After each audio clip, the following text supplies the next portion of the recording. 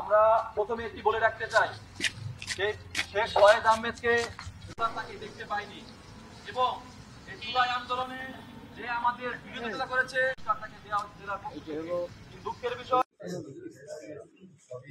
পুরস্কার এবং কিভাবে দিল এটাই তো আমাদের কাছে বোধগম্য না।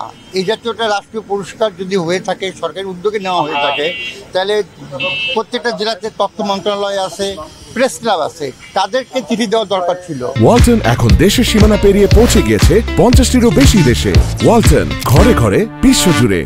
যে আপনাদের এখান থেকে আপনারা তালিকা দেন কাদের কাদের ভূমিকা গত 24শে জুলাই ছিল, সেটা না করে অনেকটা চোরাগুপ্তর মতো একজন অ্যাপ্লাই করলো আর আমি দিয়ে দিলাম, এটা একটা অদূরদর্শী এবং হঠকারী সিদ্ধান্ত হয়েছে।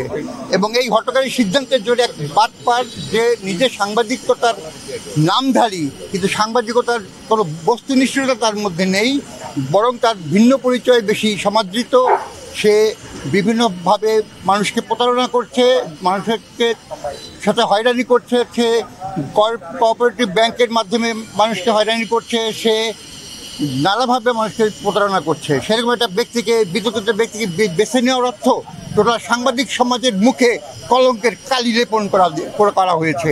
আমরা মনে করি যে সিদ্ধান্ত তো প্রত্যাহার করতেই হবে, পাশাপাশি সে যে তথ্য গোপন করে ভুয়া তথ্য দিয়ে যে অভিযোগ করলো, যে আবেদন করলো, তার সুনির্দিষ্ট বিচার করার দরকার। গণ অভ্যুত্থানে যে সাহসী সাংবাদিকতা পুরস্কার দেয়া হয়েছে বাংলাদেশ সাংবাদিক কল্যাণ ট্রাস্ট ও তথ্য মন্ত্রণালয়ের মাধ্যমে ফরিদপুর জেলার 2 জন বিতর্কিত ব্যক্তিকে এই পুরস্কার দেওয়ার কারণে সাংবাদিক সমাজ বিব্রত। আজ কর্মরত সাংবাদিকরা এই শেখ ফয়েজ আহমেদ এবং ইমরান হোসাইন যে 2 জন ব্যক্তি এই সম্মাননায় ভূষিত হয়েছেন, এটা গণ অভ্যুত্থানে, জুলাই অভ্যুত্থানে সাহসী সাংবাদিকদের সাথে প্রতারণা করা হয়েছে।